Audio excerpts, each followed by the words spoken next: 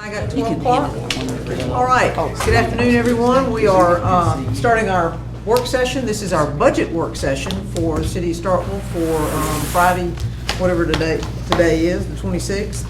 And so we have each one, everybody has a document in front of them that Alderman Sistrunk has prepared as the budget chair, and I'm going to let her go through this. She has outlined, she's put in a lot of work. We got some pretty graphs and all kinds of things, but done a lot of work in it, and it is should be, everybody's got one, and we've got a few extras there. So Alderman Sistrunk, I will turn it over to you because this is strictly intended as a budget work session. And it is a work session, and it's an educational meeting to try to be sure everybody's aware of where some of the numbers come from, some of the things that are hanging out there that are new or different in the budget, and where we're headed forward. We're not prepared to give you a budget document yet. We're going to refine that over the next couple of weeks. We will have it when we call for the public hearing on August 6th. And then the first time we'll have a public hearing on it will be August 20th. So you'll have it before that August 6th public hearing date, and probably within a week or so we'll get you a draft document. And then we'll have a public hearing on August 20th. Now the calendar's over here on the second page. Yep. It is the budget is a spending plan, and that's all it is. We have met with the department heads as part of their traditional quarterly budget reviews and gotten their input about what their needs are for this coming year. They have all been very mindful of city money and have kept those requests to what they feel like they need to have to continue to operate efficiently and effectively. And and they're all here. I've asked all the budget, all the department heads to be here in case we had any questions of things that are planned for the upcoming year. So, Are we missing anybody? department head wise, Yeah. Chief Nichols. Yeah, Chief Nichols is not here. So. And the city clerk's office has put a lot of work in too, and I very much Yes. appreciate that. We're going to focus mostly on the general fund because that's the one that impacts our tax rate, and that seems to be the thing that people are always most interested in, is what is the tax rate.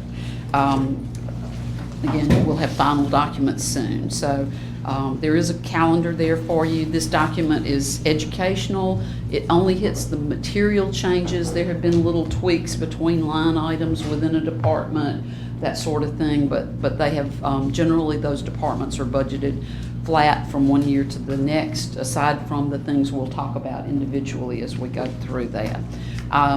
It describes how things changed in terms of monies we're expecting to have come in, monies we're expecting to see go out, and things that we know that are out there that don't necessarily impact this budget but will impact future budgets, so that you can be thinking about that and planning for those two things as well. I'm not going to read this to you. Y'all are smart people and can read it yourself, but when we had our audit report, they commented on our general fund balance. We expect that it will be similar at the end of this year to what it was last year. It gives us some cash reserves that we need to have to smooth out those times when our cash flow is not even. Our expenses tend to be much more even in terms of money going out, but our cash flow in is weighted heavily toward December, February, March, when our property taxes are coming in. We also have unexpected things that come up and emergencies, and so it's important to maintain a good fund balance, but we're trucking along, expected to end pretty much where we ended last year. What page you on now? I'm moving to page 4.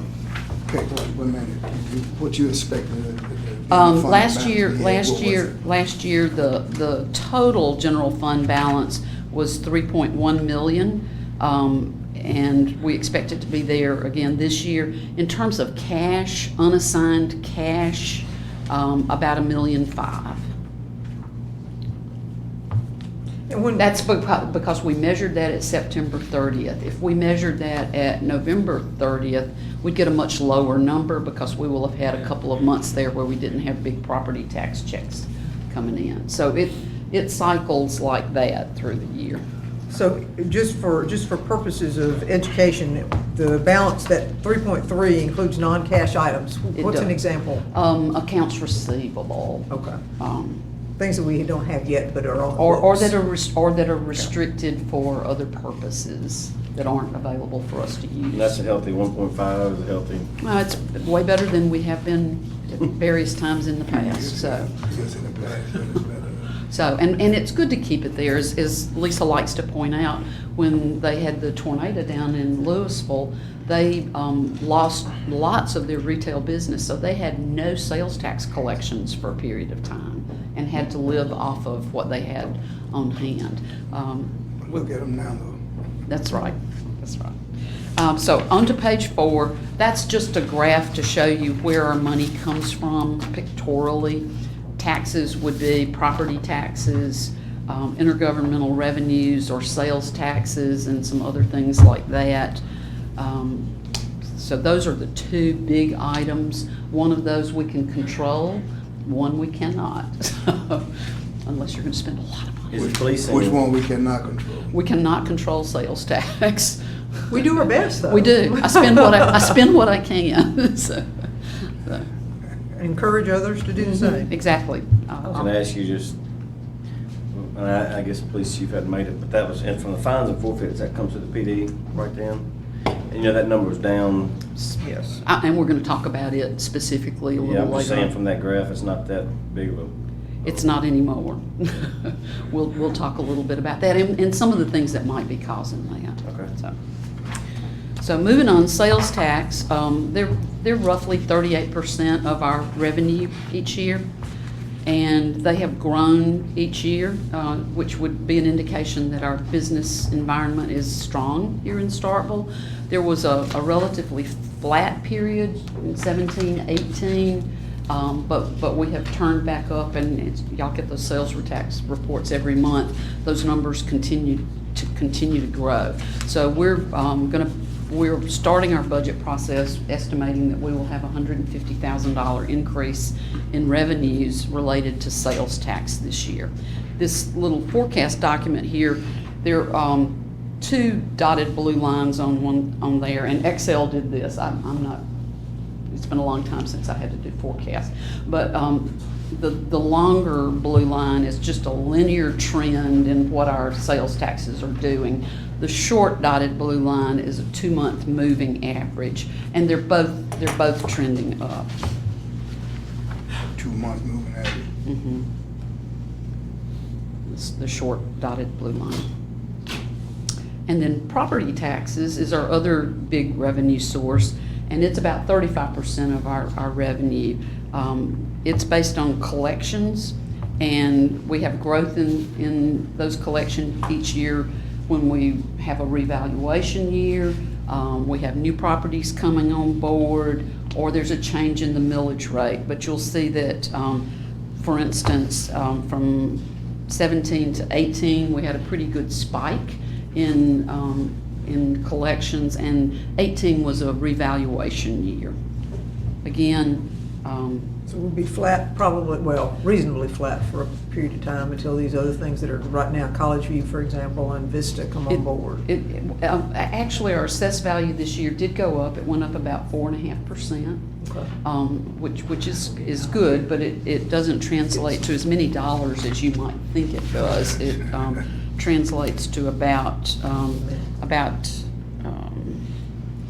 $230,000 at our current property tax off our Probably to current. exact 35%, would that be equivalent in dollars? You know? About 35%, how much that would be? Of our budget, 7.2 million. And if you're interested, we also send property taxes to the county, and we send the county about $14 million. 14.5 million, is that 14 and a recall? half, I believe, may be the Yes. right number. That the citizens of Starkville and the businesses of Starkville pay to the county. Okay, so those are 2 areas that contribute mightily to our revenues. We're expecting to see growth in both of those. The fines and forfeits is a number that has been going down. If you sat through the presentations from the police department when they were, and the courts, when they were doing statistics. A big part of that is because the number of tickets that have been written have gone down. That was my question, is from a community policing standpoint, and I guess the greatest concern of anybody on this table is the safety of our citizens. Absolutely. So, does it tie into bigger policy actions through the policing side of whether they're doing different things and not ticketing somebody unless they're over 20 over versus 10? But there's definitely been a big time trend down in the number of tickets. And that's a police department question. He's on his way. And- Yeah, and that's just one of those things, safety's issue number one, life safety. So, if the life safety issue is not a factor, I want to know why. But I mean, And- obviously from a collection standpoint, I don't think it's really affecting our bottom line. Well, we have gone down about $500,000 or $600,000 because of that reduction in the tickets written and paid over the last 3 years. We've gone from about $1.3 million to this year we're going to be budgeting $550,000. Is this a concern? I mean, are you concerned about They this? are down across the state, is what I hear, and I don't know. I don't have any. I don't have any explanation for that. I think Chief Nichols could probably tell you more about Starkville's own experience, but from what I understand, tickets and collections are just down.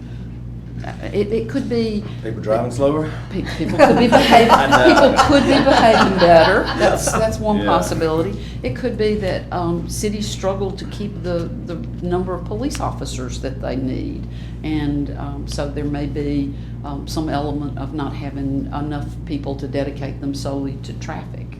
Well, and we do know that we lost DUI officers. We had 2, and we lost 1 and did not get him replaced. So that's going to play into part of that.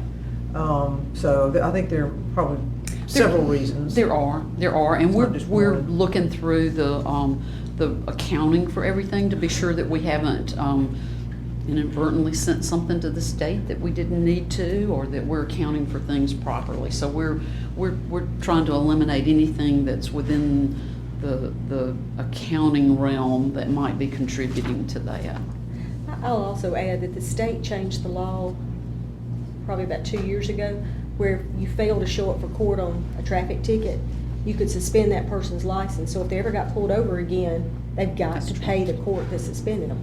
And the state ruled that that wasn't fair to suspend somebody's license for a traffic ticket. So that method of collection went away about 2 years ago. So I think that's accounted for a higher accounts receivable balance. Chief just arrived. Right on time. Right So on time. the question was pending, Chief, about, obviously we're in a budget work session. The question was pending about the decline in the fines and forfeitures, and where, in terms of the change in policing style, what was going on. And I mentioned that we had lost a DUI officer, and so if just a little further explanation from your day-to-day operational standpoint. And I think what Alderman Carver was asking too with his question, let us all speak for you here, was that that what we see there is not reflective of anything that would indicate that the public is not being safe or is not safe. Yeah, we'll back up 1 second. So you're talking about 500,000 to 600,000 difference in 2 years?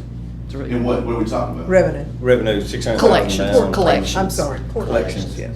But I Okay. guess my question is, and from a policing standpoint, if life safety is obviously the number one issue, as long as the life safety aspect is covered in the community safety as a whole, which I think it is, but any other department, I would ask the same questions, 600,000 in a couple of years. Is it a policy change trend? Is it something from, community policing? Is it something y'all have done? And they said maybe that the state changed the law in which you don't, you want to explain that, Well, we used to do the 10-day letter for a traffic ticket. If they didn't show up for court, you could suspend their license the day after they didn't show up for court. And so then the minute you stop them, they have to pay that traffic ticket. Right. Or go to jail. And the law, the state suspended that law about 2 years ago. So I think that's Right. one reason our accounts receivable is going up on collections. I mean, I've talked to Right. Jody about that. That's Right, it's One a end. little bit of all the above. Okay, what else we got going on? This right here. Of course, we know the tickets were down on last year. Now we tripled the tickets.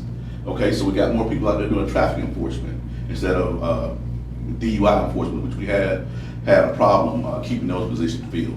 Every time we get 2 DUI officers in the seat, they either resign from the position or resign from the department. That's what we've had going on. So right now, we still got one seat to fill. We just had another DUI officer to resign. So it's hard to keep that seat filled at this time. Interesting. That must be a difficult Stressful position, job. stressful position? It is, the working hours, Yeah. because they don't work just normal hours. Yeah. Of course, they gotta work late hours when most of DUIs are out there. Yeah, And weekends, of course, they work mostly weekends. yeah. Okay, all right. Any So other we should questions? encourage of Well- Chief while we people got to him? drink in the morning, so. Encourage people not to drink at all. Oh, okay, got it. Moderation, moderation. Yeah, you just, I mean, with that trend, let's. And it is going back up, just Yeah, as yeah, Chief no, I said, just it want is to make going sure back from up. our side what we can do to help you. If there's something, if it's, you know, I told him to give me More a ticket police book officers. and I can More get out police there and get officers. after it. well, yeah. More police officers, we can do. We did talk about that staffing and not having enough people that you could dedicate them to traffic probably plays into this too, so. And we do have a traffic unit, but of course, as They you get know, pulled off. Alderman Strong and Mayor, we get a lot of emails and complaints about traffic in neighborhoods now. So that's what we're doing now. We're having a lot of officers sitting in neighborhoods running radars because whatever reason, people are speeding in neighborhoods now. Oh, they always do. So, thank you, Chief. Thanks, Chief. So those were the two biggest increases and the one biggest increase in terms of revenues over time. Moving on to where we spend our money, that first pie chart there, the big blue section is personnel. And that's clearly where we spend most of our money is on people. We contract out a fair bit of work, but between contract services and personnel, that probably is 75% of our overall budget. The personnel cost by type, again, the majority of it, probably 70% of it is just salaries and wages. 17.4% is for PERS, which is increased this year. How much? 17.4%. No, I mean, how much of an increase? It was 15.75 before. We had 3 months last year that was at that higher rate, so it's. You're good. Yeah, so. I appreciate you. So- He knows this stuff. So, and then hospital insurance, the little yellow wedge is another significant portion of our personnel costs. And it's roughly 10% of our personnel cost. And if you're looking at where we spend it by type of expenditure, that next page, you'll see that police and fire, the orange and the gray, are half. We spend half of our money, our money on police and fire, public safety kind of issues, which gets back to Alderman Carver's thought that a key part of what we do is to make sure that we're safe, that we keep the public safe. Make sure we're safe, but we don't want to write no unnecessary tickets. Absolutely not. Not asking anybody to write a ticket, but I have a feeling there's enough. If you give me a ticket book, I could go downtown and write those illegal U-turn tickets. I was sitting in the glider a couple of days ago and I kept seeing the U-turns and the crossover. You should just take the sign down. Probably should, yeah. We're not gonna enforce. Yeah. So that's kind of where. Just take the sign down. That's where our money goes. That's where our money goes. And then these next sections just are talking about various components coming up this year and how they're going to impact the budget. Infrastructure is one we talk about a lot. That will play out in bonds because we're currently doing a lot of our street improvements with, and our lagoon project and our infrastructure improvements in neighborhoods with bonds. So you'll see that number coming out with playing out through debt service. Yes, sir. Internet sales tax would be about 800,000. Over 4 years. It's going to get phased in 25% per year starting next year. That first payment probably comes in July of next year and will probably be $90,000 to $100,000. It is restricted for use for infrastructure. It cannot replace money that we're already spending. We have to spend the same amount that we spent in a look-back period that they will define and ask us for information about. So this will be an increased amount that will be spent on infrastructure. So Infrastructure only. infrastructure only.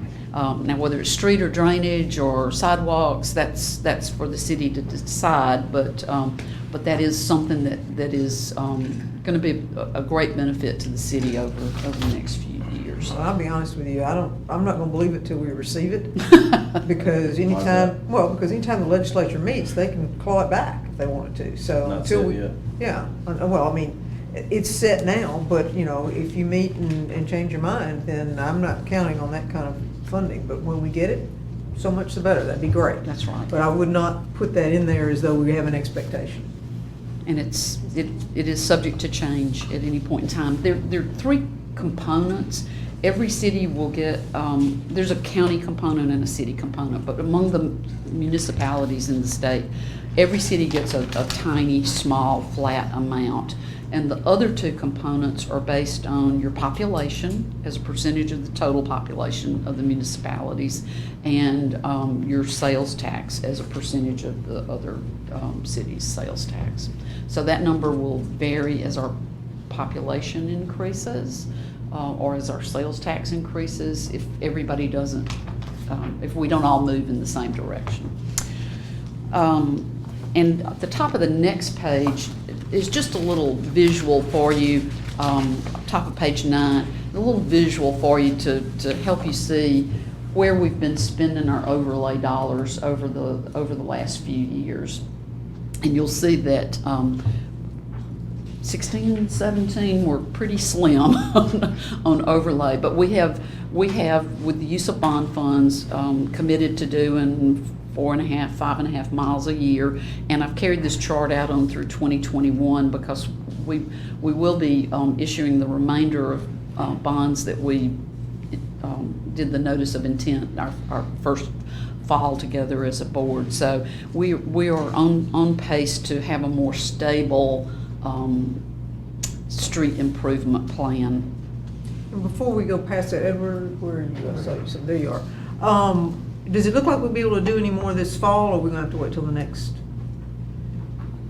You had said that you'd look at it as and we're done with this year's. Yeah, we're pretty much done. We have Yeah. a few punch list items, but I'm not sure, to be honest with you, Okay. if we'll be able to or not. I also am not sure. I think a lot of the asphalt contractors are pretty backlogged right now too. Okay. So I'm not sure that from a competitive bid process, it would even be advantageous to do it, but that's something we'll have to decide as we get a little bit closer. Okay. Well, it was the bond funds are there, so it's just a matter of the timing on that, and I was just curious because certainly it's been nice to see paved streets around town, and we've still got some that certainly need it, and we've got them on the plan, so if we can implement sooner than later, just wondered, so, okay, thank you. And that's one of those things that I did not fully recognize how complicated it is to get an overlay program going, because it's not just having the money. You've got to have contractors that are available to do it, and you've got to have the staff to supervise what's being done. So there are a lot of moving parts there. So that, just wanted to kind of let you know where we were. You'll see debt service numbers moving around as we are funding in various funds, as we are funding capital improvement projects. And next, I wanted to talk just briefly about health insurance. As I said, it's about 10% of our total. It's about 10% of our total personnel costs, and it goes up year over year over year. And when Peggy and Mickey were here last, they delivered the sad news that we were looking at a 9% increase if we didn't change our plan this year, and that it could potentially be as much as 12%, given that we had a lot of claims that were winding their way through the system. You want to hand out? Peggy and Mickey have put together some other numbers and have given us some options, and I will let them describe that to you. They are also in the process of trying to get a commercial, a cost if we just bought a commercial policy. It is almost certainly going to be as much or more than what we're paying now. What it would do would be give us a much more predictable cash flow. Correct. It would be a predictable cash flow every month. You would know what your spend was. But so the current plan that you have in place, the enhanced plan and the base plan, the dual option plans, as the plan has been running now through June, our financial analytics team is projecting a 9% budget increase if you were to not make any changes to your plan design. So that has not changed from when we met last. We know that there have been some concerns about the plan itself as far as the benefits and whether or not you were providing what you needed to your staff for the city. But we also know that you have to be aware of the amount of money that you're spending every year. On this handout that we have for you, the bottom right-hand corner is the city's cost. The city's cost is the single premium for the base plan for each employee for the month. So the total annual premiums across that, about the middle of the page, that includes all the dependent premiums as well as the retiree premiums. So the retirees pay the full cost of their plan, and then any who enroll dependents pay that cost. We've illustrated the deductions, the monthly cost to the employees on all of these options as well, so that you can see how that would impact their paychecks. Right now, with that 9% increase, those who buy up to the enhanced plan would pay just over $8 more a month to keep that plan. And right now, you only have 50 employees who are buying up. You have 180 active employees that are on the base plan that are not paying anything for their health insurance. Jeff, if we're gonna look at one of our city employees, well, I'll back up, and obviously we know we got different pay grades, so, we're looking at Alderman Vaughn has spoken to this extensively, but different individuals and different needs, and the 50, that are, not married, no kids, versus somebody with children, but, what do we look at our employees and tell them in a 20-second synopsis? What's the increased reason from large claimants, and is this the best we can do for them? And I still think it's one of the best health plans there is, and that's one of the reasons people come to work for the city of Starkville. So. It is. Your benefits are very rich compared to what a lot of employers are offering. I know that was part of the reason for the addition of the $3,000 deductible plan, was to get it a little bit more in line with what other employers are doing. But yes, to answer your question as far as the cost to employee, the cost of the plan and explanation of employees, the cost of the plan is a function of the utilization of the plan. How many people are using the plan, high cost. You've had a few pretty high cost claimants over the last several years, and we all know that everybody's gonna have those occasionally, and that's why you have a health plan in place. You just encourage them to continue to be the best stewards that they can of their health plan and make sure they're trying to use their healthcare dollars wisely, and that if they have any questions about that, they're more than welcome to reach out to us to get some guidance. And let me add this, because I certainly understand that there's some issues with a higher deductible, and I totally understand that. I go back to the fact that, and this is through the end of June, and this will certainly change by the end of December when the calendar year deductible ends. But through the end of June, 90% of the people covered under the City of Starkville's health plan have not even had $750 applied towards their deductible, okay? 90%.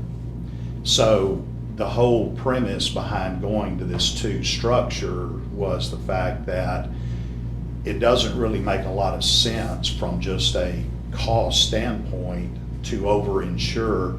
By the end of the year, that number will probably be more like 75 to 80.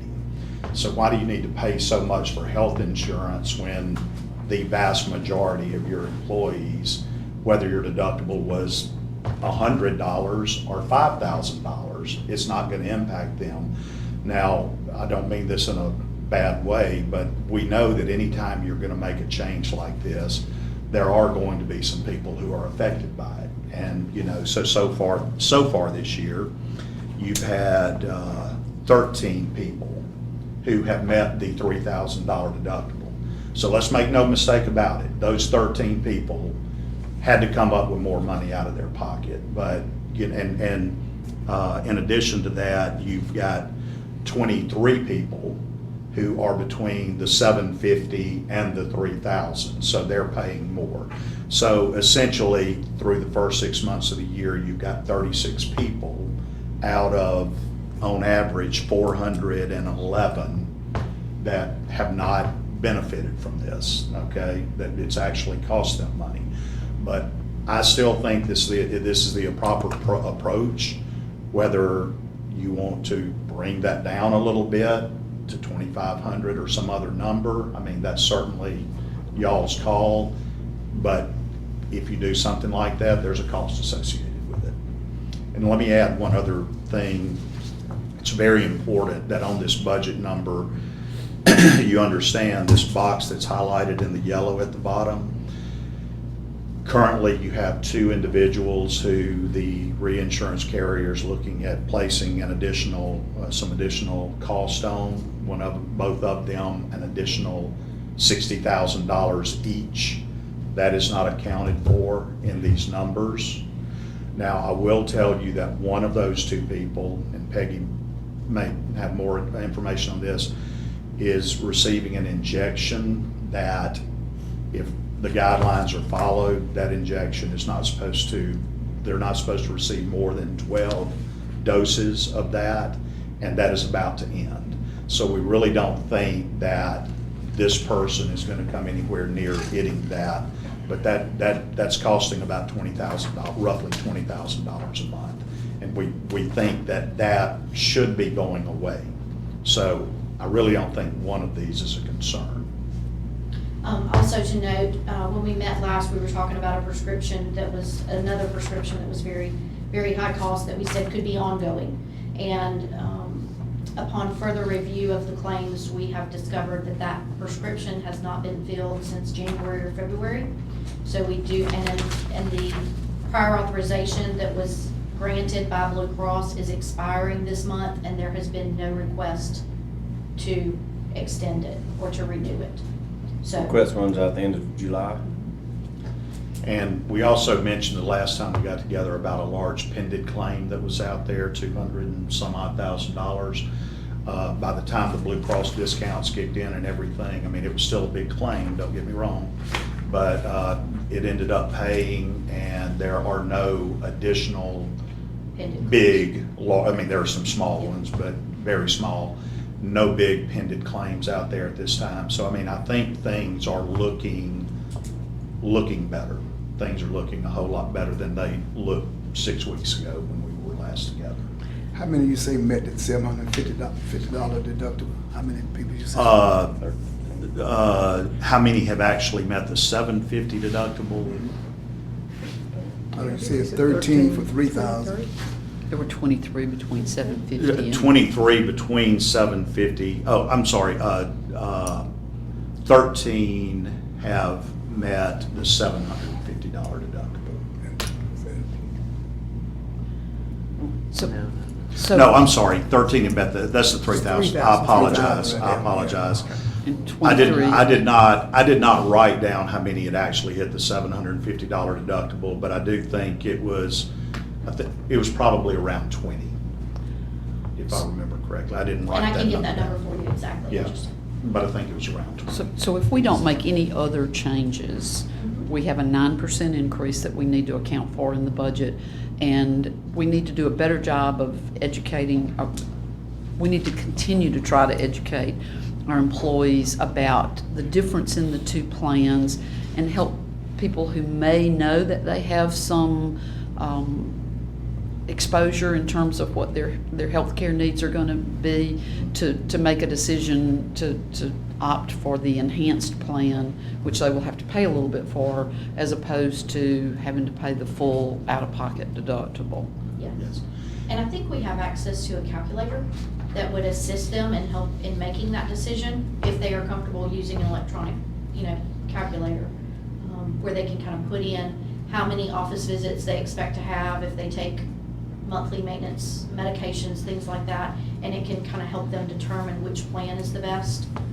Another thing that I would be happy to do would be to come up and educate, meet with employees, and if you wanted to have it at a time where spouses could be included and those are helping make those decisions, be happy to present to those folks. And the time to do that would be when we're ready to do open Open enrollment. Just before open enrollment. And if y'all will flip the page over now, because when we met the last time, we also had some scenarios thrown at us. So what we've done on this second page, the other side, is we came up, this option 1 is changing the benefits, keeping 2 plans in place, but changing the benefits where we can get it down to 5% or less. So you would basically see that we would have to change the $3,000 deductible to a $4,000 deductible, which again, I just go back for a lot of the majority of your folks, really not going to impact them. And you'd have to change the $750 deductible to a $1,000 deductible.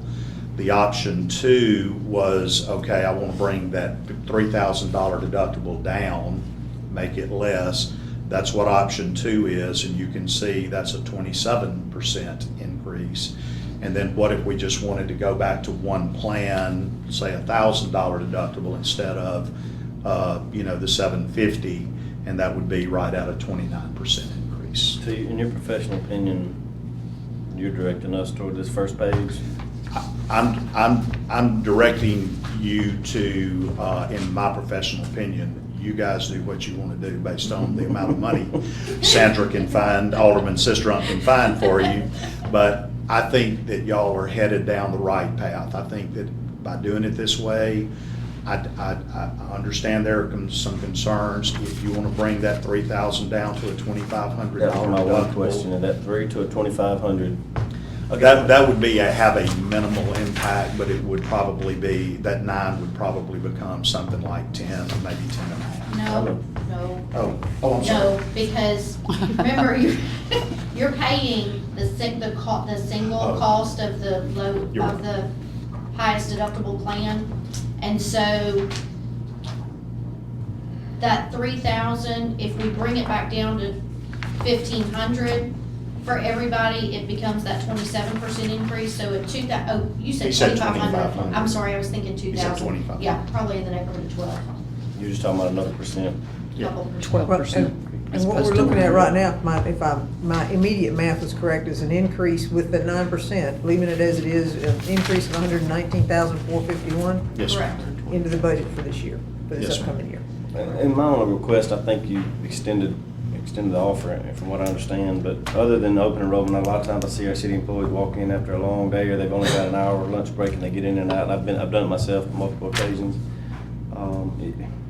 I don't know, if it doesn't cost the city any extra, if that service, you'd go to each department and maybe sit the guys down or have a calculator and say, guys or ladies, I want you to understand that I want you to tell me how many kids you have, I want you, what are your medical histories, do you have any, special needs or anything like that? Because I want employees to make sure they understand what's changing, and it would be the 1 year out of 10 I would request that, or even at open enrollment, which is fine, but let the department heads know the guys may need an extra hour, or ladies may need an extra hour to come in and actually get explained. 'Cause I've gone in there sometimes, feel like you walk through the line, check, and go back out, and I want to be that this year. I'm happy to do anything I can to help with education. Well, and NAV can help set And that up. NAV could, exactly. we can And work Alderman with Carr, NAV to we set that up. do that when we have the open enrollment. I'll be honest with you, the vast majority of the people, when they come through, they're gonna look at the cost, and they're gonna make their decision on cost. But we do have people who sit down and we go through scenarios with them. How many dependents you have? Do you have when's the last time? Are you going in the hospital? Is your spouse pregnant? What are your anticipated expenses?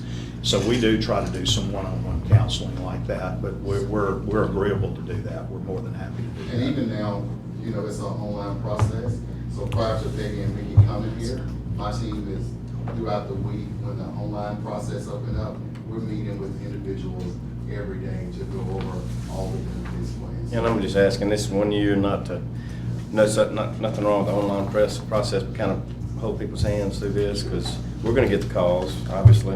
And I'm gonna get the calls and wanna make sure, because you're fine, somebody that's got access to a computer all day is gonna have time to do that, and some won't, so it just depends on the employee, but I'm already starting to field some calls about, heard of some changes coming, so. I don't know, whatever you can do to help extra this More morning. than happy to do that. And For your records, do you want me to update this and add that $2,500? I do, but I'm an Okay. army of one, so whatever y'all think, I mean. You It can won't certainly take provide long. It won't information. take long, we can provide the information. And we have built this first round of a draft budget using a 12% increase because we thought there was gonna be a pretty significant bump because of those big claims that were pending out there. So it is factored in at 12% right now. Now, if it goes back down to 9, that probably frees up $30,000 or so to do something else with. Okay, thank Any you. other Thank y'all. questions, anything else we can do for you? Appreciate you being here. Thank you so much.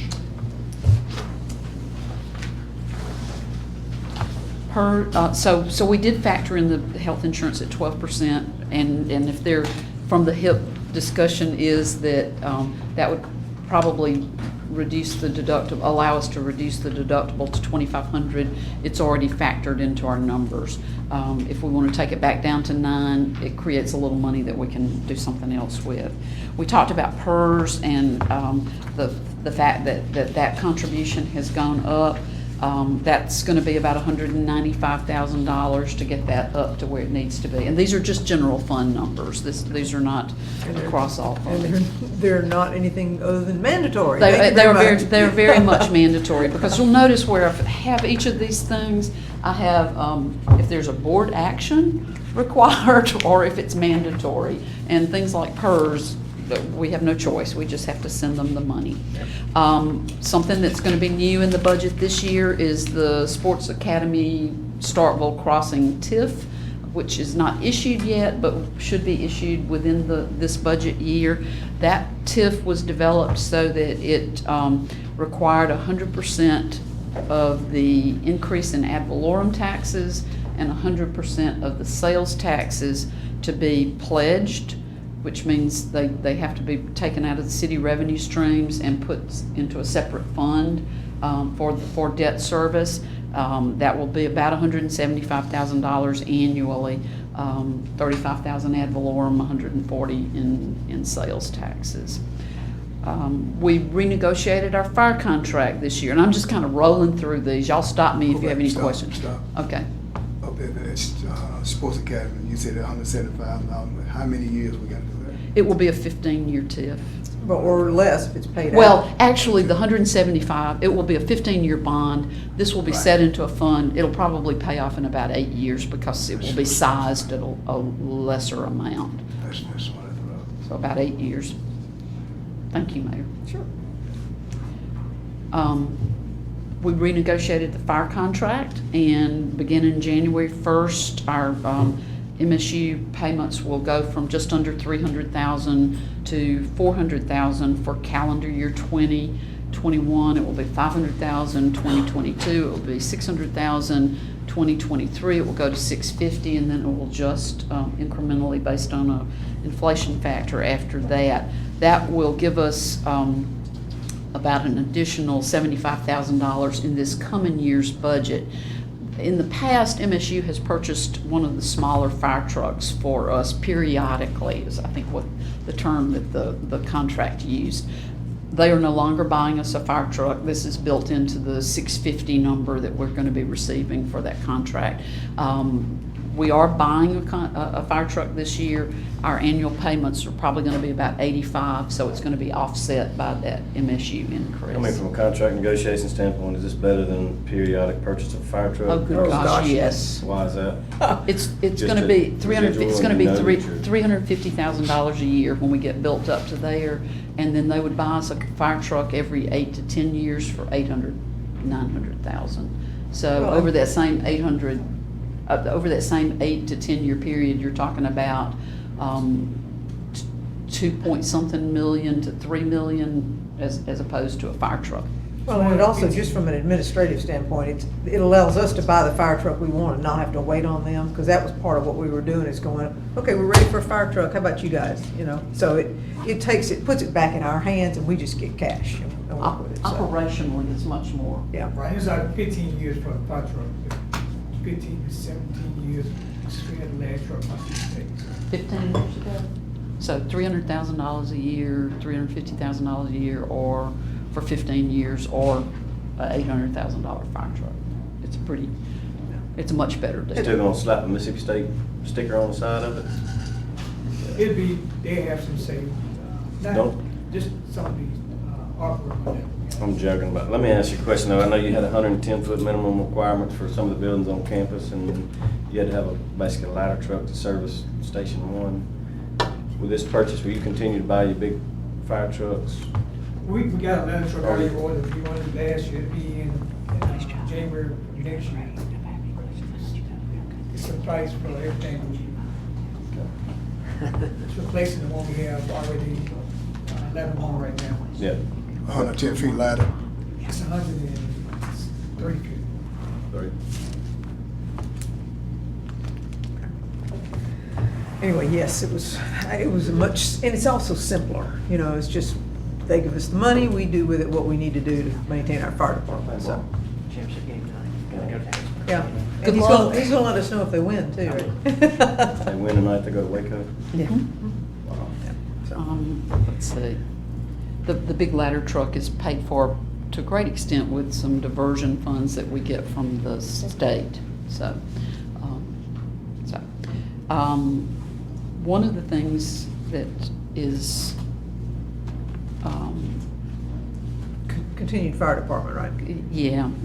One of the things that is of interest to Chief Yarborough and to some of the aldermen is having the fire department re-rated and moving from a Class 4 to a Class 3. Chief Yarborough has talked with the rating bureau, and we think that that will entail is fully staffing Fire Station 5, which means hiring 2 additional firemen, and that will also create a need for a couple of promotions within the fire department. So that's something that is not mandatory, but is something that we might want to look at. It is something that will result in lower fire insurance premiums for the residents and the businesses in the city. And if we annex, it would impact those areas as well. There's some percentages in here that I got from, I think Hamp Beatty provided that, that for a residence, the difference in the fire insurance premium might be $1 to $5%, and for a business, maybe as much as 10% difference in their fire insurance premiums. And that among businesses, there's a subcategory for restaurants who might see an even bigger reduction in their fire insurance premium. It is also something that a lot of places tout as an economic development tool, in that it's reflective of your community's ability to provide these services, and if you're providing them at that particular level, that means that you have a pretty stable economy that allows you to provide them at that level. Well, I just go on record as saying I'm all for fully staffing Fire Station 5, and a lot of that's gonna come from Cornerstone Industrial Park, and Hopefully that'll increase activity on the Yeah, west I mean, side, which makes sense, yeah. by accident or design, I think it's a great time to fully staff it. I mean, I know we've done things over the years to try to get there incrementally, but I hope it's a domino effect and the fire station's out there to serve its purpose, so going on board for that. So. And that one's about $130,000 if we do that. We have talked about at previous board meetings the idea of an employee pay increase. We did not take any action other than we commissioned Stennis Institute study, and NAV is working diligently to take some raw data that they've gotten and translate that to the impact to the city and what it would mean. What it looks like, and I'm speaking for NAV right now, but what it looks like is it would mean that our lower paid employees will probably see the biggest bump, because we would be taking their minimum wage up, and then there would probably be some benefit to some of our police and fire employees, that to get us to a point where we are market competitive. And they did a very targeted market. They did Columbus, West Point, Tupelo, Oxford. Was there another town?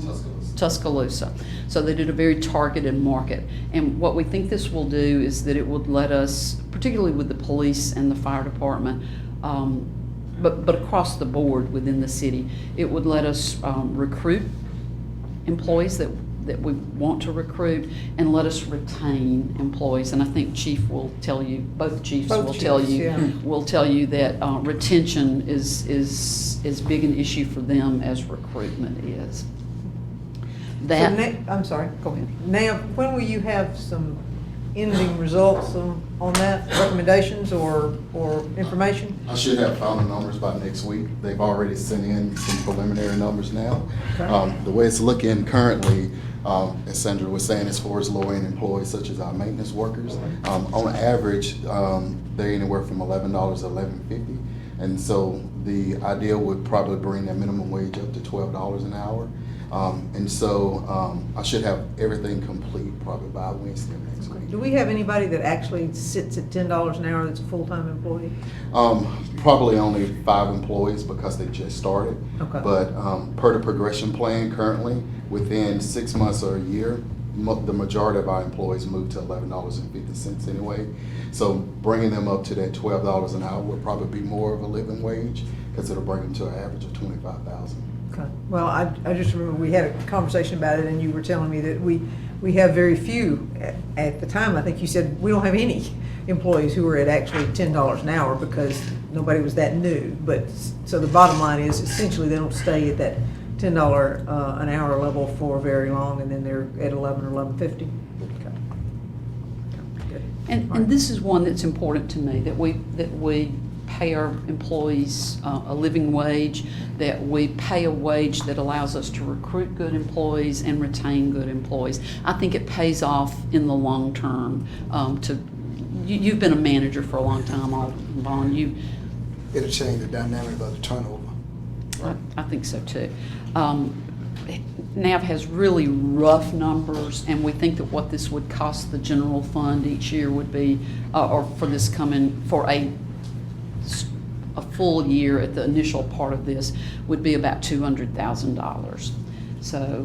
So we've been able to attach a number to that. Another thing that we have pending out there is annexation. Everything that we've heard from Mike Slaughter is that it will be revenue neutral. Thank you. That it will be revenue neutral to the city, that we'll be able to add the policemen, do the various things that we need to do, and cover that under their property taxes and the sales taxes that are generated in that area. Because of from a budgeting perspective, because of the uncertainty of where that will end and how quickly it would wind its way through the court system, if there is a vote to annex, we have not included that in the budget. We will amend the budget if and when that happens, but we expect it to be revenue neutral. So the vote on that be August the 6th. And then estimation on court dates of 6 months out or 2 years? Well, 6 months. it'll go through the court sooner than that. Completion within 6 months probably. Okay, I want y'all to be aware that as we're budgeting for this year and as we're looking to the future beyond fiscal year 20, because sometimes we get so focused on the immediate that we don't think about the future too. There are TIF projects that are out there. We currently have 3 that are active. the Middleton Marketplace, which actually will pay off in about another 6 years, is what I was It's thinking. 140. The Middleton Marketplace, the one at 12 and 25, is only about $50,000 a year, and a perfect use of a TIF. 12 in Louisville. 12 in Louisville. Did I say 12 and 25? Mhm. 12 in 12 in Louisville. Louisville. Yeah, I've got to learn to use my new street name. A perfect use. It was essentially an abandoned property. I think they had 3 tenants there when they were at their low point, and now it's full. It's doing everything that you would expect to have happen as a part of a TIF. We have Cotton Mill Marketplace, which is the Chick-fil-A, Salsaritas, Insomnia Cookies area. That one's budgeted at about $147,000 a year. The Stark Crossing, which will be new this year, is $175,000. 2 that are pending out there is the Mill, which is a $3.2 million guarantee, up to $3.2 million. And we pledged 75% of the ad valorem taxes and 75% of the sales taxes. That probably would be about a $300,000 annual number, and that's rough gross numbers. Mm-hmm. Parker McGill is another $3 million potential TIF. 100% of the ad valorem and 100% of the sales taxes were pledged, and the debt service on $3 million over 15 years again is probably going to be in that 275, 325 range, somewhere in there. Is there any formulas out there in the accounting world on TIFs and from your debt service and from your, I mean, this whole situation, is it one that you have a cap on TIFs, that this is the comfortable number from a collecting standpoint? Or is This is really, we've learned a lot about TIFs over the last bit of time, but this really, for the board, what we're doing is we're saying we're pledging incremental ad valorem value, which is easy to calculate. It's on the books at $5,000. It will go to $5 million, and we can calculate the tax related to that, and we can translate that to how much debt service will support. The hard part is the sales tax, because anything in that TIF district is considered incremental, even though it may be just walked down the street from another business. So if Academy Sports, when it opened, we pledged 100% of the sales taxes and said, because of the way those plans are designed, all of those sales taxes are considered incremental, although some of them probably came from the Middleton Marketplace sporting goods area. The Walmart probably lost some sales. The Lodge probably lost a little bit of sales. So some of that money just walked up and down the street. It's not really new to the city. So the hard part for the city is to look at whatever project the developer is bringing to you and going, I believe this percentage of those sales are truly incremental sales, and that's. I just wonder, as a city, we're trending so far up, and that's a good thing to have in the state. I'm just saying, I wonder if it's time to scale back percentage-wise, because I voted for Academy, obviously, because it's in Ward 1, but that's a high percentage for a lot of years. But I thought it was job creation, something I think of the west side of town. So now I'm wondering, as a town, if we're trending upward, if it's not time to scale back to the 50th percentile or something, because and that's we're doing so well. That's what I'm saying. I'm saying that I think it's incumbent upon each of us, when there is a TIF proposal in front of us, to look at not just that it's going to be $10 million in sales, but how much of that $10 million is new, and then that will let us size that and pledge appropriately. And I think that's ultimately going to be a gut check for each one of us, to say that whatever restaurant is opened, for instance, is going to bring in new business as opposed to just cannibalizing existing business. So I think it is time to take a look at that. Academy Sport out there, we had another sports store went out of business. Yeah. So, And Fortunately, something is filled in that place, but yes, it did. And there were probably other factors in that going out of Right, business, right. but it didn't help, probably. And I think it is one of those things that we need to analyze a little more closely as we get these requests coming to us, and they will continue to request. Yeah, and I think you're talking about market share, but I've never heard cannibalizing current existing dollars, but that's a good thing. You start looking at what you have as a community, what you want to offer new to the community, what you know. And there are a lot of reasons to do a TIF. A redevelopment project like Middleton Marketplace, a project like the Mill Conference Center, Parker McGill, that's a new business that we didn't have in the city limits. There are a lot of reasons to do them. Job creations might be a reason to do them. But I think you have to look at each one of them and make the analysis that you are not harming your current situation to help somebody new. One question before we move. What happened to the motel and the project that we spoke been in the economy of marketplace? What happened to all that? I think it's still pending up. You talking about Mark Nicholas's stuff? Yes. Yeah, it's just hanging out there. I think there's issues with bankruptcy and funding, and I think there's a lot of complications associated with that piece of property. I wouldn't call it dead in the water. I would just say I think they're uptown right now, they're raising revenue from what I understand. Well, trying to raise funding, right? Raise funding, yeah, but I wouldn't say there's any news really. Just Well, I certainly haven't heard anything. So there's another potential TIF, because I think the TIF district's already been approved. Yeah, it exists, but That's it why would I be mentioned it. years though Yeah, before that's they why I build mentioned it. something and then fall under that TIF requirement of showing an incremental increase. I'll make a note. Yeah, that's why I mentioned, because I knew it had already been approved. And those are the things, you don't think about it until suddenly it's time to issue that bond. You've got to set aside that money, so. There has been an application again this past year for a build grant that would be used for revitalization on 182. It's an $18 million grant, and so it would be a hugely important project if we should get it. It will come with a match, and the match will be somewhere between $3.5 and $4 million. And that's something that we would 3.6 bond.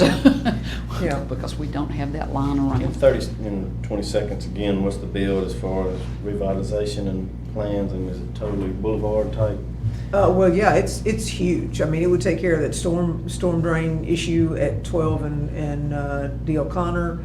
It would put underground utilities all up and down there. It would offer pedestrian walkways, strong infrastructure for high-speed internet. So it'd be a big deal. It'd be huge revitalization all the way from West Point Road up to Long Street. So it'd be a really huge socioeconomic improvement for Highway 182. And then the last thing that I wanted to make sure that y'all don't forget that is out there is that the board had approved a revenue guarantee essentially to the Golden Triangle Airport should they get a Western flight out of the airport. And that revenue guarantee was $100,000. It has not developed just yet. We don't have enough certainty to think that we need to budget for that this year, but it's one of those things that it's important to have cash reserves. Now, last report from Mike Hainsey, he did a program for the Rotary Club a few weeks ago, and essentially it doesn't look like there's anything that's about to happen, but he's still working toward it. So if not this year, perhaps next year. But he's added a flight, a Delta flight that is almost, he said that it's as full as, when they had 3, they were full. He added 4, and they're full too. So we are very fortunate in having GTR as popular and as well used as it is. Because that's not true around the rest of the state. So this last chart here recaps the things that we talked about that are increased revenue for the year, and then increased expenses. And it also, in the discretionary column, it includes some requests that came from departments. The police and IT have equipment needs that would add up to about $118,000. Those would include security cameras like the ones that we've been that we have installed around town. It would just continue that project. It would include software to let them fully use those, not facial recognition software, but software that would allow them to use those to their best purpose. Additional storage so that we can continue to back up the video from those cameras and continue to grow those sorts of things. I think that those are critical needs for the city. I will say that the state of Louisiana just had a ransomware attack, and they've closed down the state of Louisiana. Declare a state of emergency. For the state of Government is. Louisiana. So keeping our IT department state of the art, having the storage that we need, having the backups that we need is critical. This $118,000 pales in comparison to shutting down the city for a period of time. Ransomware, $500,000, several million, lots of places have found themselves doing that. And so Joel's been amazing in keeping us from being vulnerable. From So- being the state of Louisiana. He has done a So- great job. And it also benefits the police, so that's sort of a shared request. The street department needs a new asphalt hot mix truck, and that's what we use when we're patching potholes. So again, I think that's a necessary and reasonable request. It would be financed over a period of time. The police need a new fingerprint machine. As I appreciate it, our old one is about to be obsolete in the sense that they can't repair it anymore, or they can't get supplies for it anymore. We want to keep the police in business there too. The engineering department is looking at a potential reorganization, but there's no cost associated with that. We talked about the fire department re-rating, and we talked about employee pay changes. And code enforcement. And an additional code enforcement officer. That's something that we've talked about for a long time, and it is probably time to expand that department and let that person Somebody working on do. the weekends. Yes, it just gives us more flexibility in so many ways if there's another person there. Excuse me, I got a whole list to give you before. Yeah. Sure, you bet. So that's a much needed By the position. way, how's Jeff doing? I don't know, I haven't, Nav says he's doing good. Good. So the first column there are things that we have forecast and that we are obligated to pay. The second column are things that are discretionary, and the third column is just a total column. I think that we can do the fire department re-rating and the employee pay changes if we can do that sort of mid-year, and keep it within this idea of increasing property taxes. And it would take about $1.5 million to allow us to do all of the things that we have detailed out there. And $1.5 million, we always get the question, what does that mean when it's time to pay your tax bill? Per $100,000, that would be $22.50 a year. And if you're over 65, it would be considerably less than that, because you'll get your $75,000 exemption. But How much you say? $22.50. If you're over 65, it's more like $6. So, and calculating the mill at 265, which is a 95% collection, And 97. 97% collection. Yeah, so a mill generates about $265,000. So I think this is doable if we're truly committed to employee compensation, to a fire department re-rating, to providing the equipment that the departments are going to require.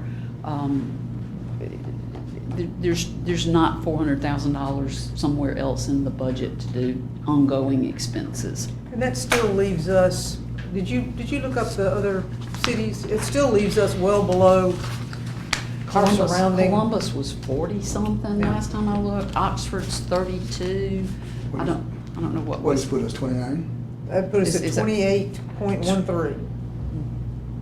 Are you looking at it now?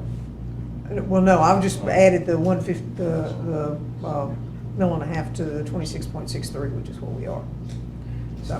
So we're preparing the draft budget as if we're gonna fund all of these things. We'll give it to you. We'll have public hearings, and we can absolutely change things. But I think there's nothing in this budget that is not important, that does not position us to provide better services to our customers, our citizens, our businesses. I think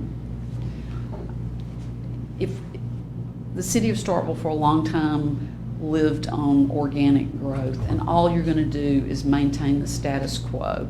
But if you're gonna move things forward, Yeah, just something, we're trending up as a city in sales tax, collection, property tax, and I'm just trying to, at some point, you should be able to keep the pie the same size and just divvy it up. And you'd think other than the TIF, on the back, last page, and a couple other things, but the fire contract seems to be a solid contract. At some point, I would think, it seems like we have a small tax increase every year, there's gotta be a way to balance it with what we've got, because collections are going up, and so every year it seems like we ask for % or a mill or two, but it's, well, the last year there was a small increase.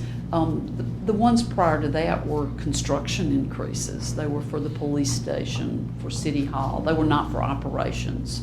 So, and the one for the police station didn't fully fund the debt related to the police station. So, if we want to improve our operations, expand our operations, it's really hard to live on property taxes, because they only cover about 1/3 of our budget. Which is why we work so hard from a sales tax standpoint to bring people into town and have events and do all those sorts of things. But I also think that, this would be the year that we would say we dedicate to the employees, to the fire department, and the things that are needed to bring the employees up to a minimum standard. And, we go to these conferences, and I sit there and talk to other people around the state, and we're one of the few, I would say a dozen or less, that are consistently trended up through the recession of 2008 and on, so. yeah, we're doing something right. Obviously everything's going right here. I like stable budgets, and I'm gonna be on board for the fire station just because of what just happened with Cornerstone and what I think is fixing to happen on the west side of town. And then obviously the employee situation. This board has come with these boards in the last 10 years have really been taking care of their employees. I know it doesn't seem like much, but they have. They really have, and I know we've still got pay discrepancies that we've worked through that aren't equivalent to other towns, but for the most part, once you figure I still think we have some of the best benefits in the state. I priced ours, in the meantime, I priced our package out on the private market, and no couldn't comparison. touch it. It's double. Most of them, I would roughly say double. Yes, sir. Mm-hmm. You say what day? You say further in the year? What you talking about? Oh, Further in the year? I'm going to say no later than April. No later than April. 2020. Yeah, it could be January. It just depends on how things kind of shake out. So 6 months would be March? It's going to take us a few months to get all our numbers pulled together and all that. So, but I would say January to April. Okay. And the other sheet we have here is Outside contributions, and they will be. Oh, here you go. We didn't bring the copies. We'll share those with you, but they're essentially. No, that's fine. You can go ahead with that one. We can get a copy made. They're essentially based off of what we've budgeted for in the past. And again, we're not going to make any decision about This is that all today. flatline requests from last year. And what we had changed with the only thing that we have changed in the way that we do it is the library, and we said that we were going to give them up to a percentage of a mill. Just 8.85 is what you'd written here. Yeah, and it's actually in there at 1 mill because we know that they've got an air conditioner repair rolling at them, so we can either deal with it during the budget process, or we can have them come to us and make a special request. Well, and the county participates with us pretty much dollar for dollar on the Yes. library, I believe. Yes, they have traditionally. Yeah. Okay.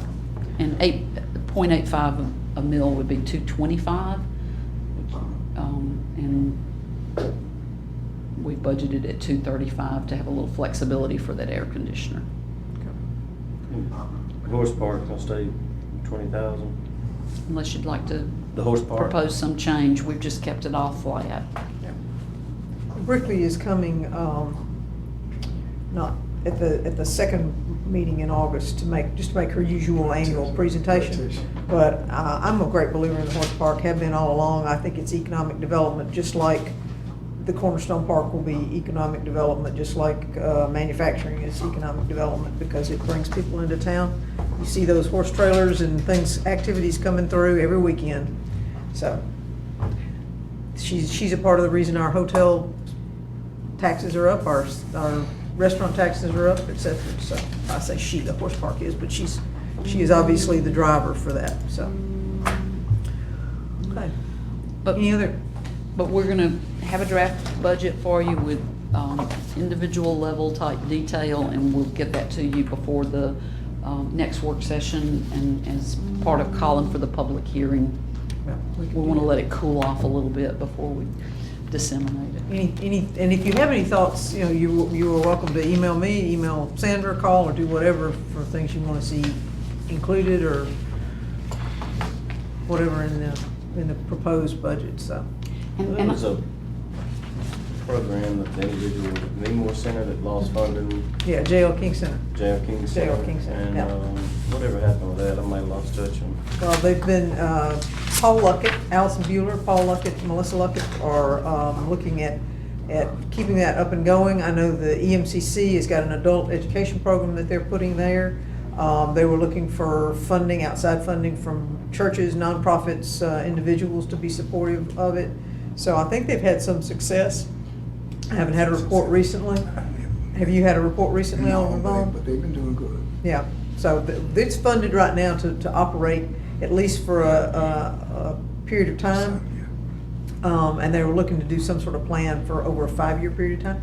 And there's also an opportunity, the Boys and Girls Club is looking at perhaps partnering with them and bringing the Boys and Girls Club up there with increasing the size of that building and perhaps creating a real synergy there that comes from not only adult education, but Boys and Girls Club activities and after-school activities. Of course, Brookfire's up there too. Yeah, but Community, do we have any hand in out there that they can do? We don't, but we can be mighty glad that they've opened up and are moving forward with it because $42 it did. million building. Yep, so. And the partnership school, I think, is set to open in January of 2020, this coming year, I believe, unless they've slipped that a little bit. So there's a lot going on. There's a lot There going is on, a a lot lot of going positive, on. a lot of positive things going on. So I'm really excited. If there's anything else for anybody? I just want to thank again the department heads for their management of the resources that we allocate to them each year. They really are good stewards of the dollars that we have, and I want us to be as supportive as we can be in providing them all the things that they need to operate. The electric department, water and sewer, sanitation are all enterprise funds. They're all preparing their budget as well, and are going to be able to manage their expected expenditures next year, including capital expenditures, large capital expenditures in some case, off of their current rate structure. So there's no, I don't anticipate there being any increased rates in those areas unless something comes out of the recycling committee. So, Well, and come to think of it, we didn't have the landfill in here. That'll be a cost that'll be coming up, but because but we it's dedicated. it's an enterprise fund. Yes, because we've Yeah. dedicated that $1.50 to it, we should be able to manage that without an issue. Another Yeah, rate increase. yeah. So, anyway, okay. Anything for anybody? I'm gonna read a little work session thing for our work session for the next Friday. So, in accordance with the notice of 254113, board will be having a work session on the 2nd of August at noon. Meeting will be held here at City Hall, second floor conference room. Public and media are invited to attend. The notice shall be provided of the work session with 1 hour by posting at City Hall, and it'll be made a part of the minutes. Public and press are invited to attend. And with that in mind, we will adjourn. Thank you, everyone. Appreciate it. Thank y'all. Mr. Ware, let me see you before you go.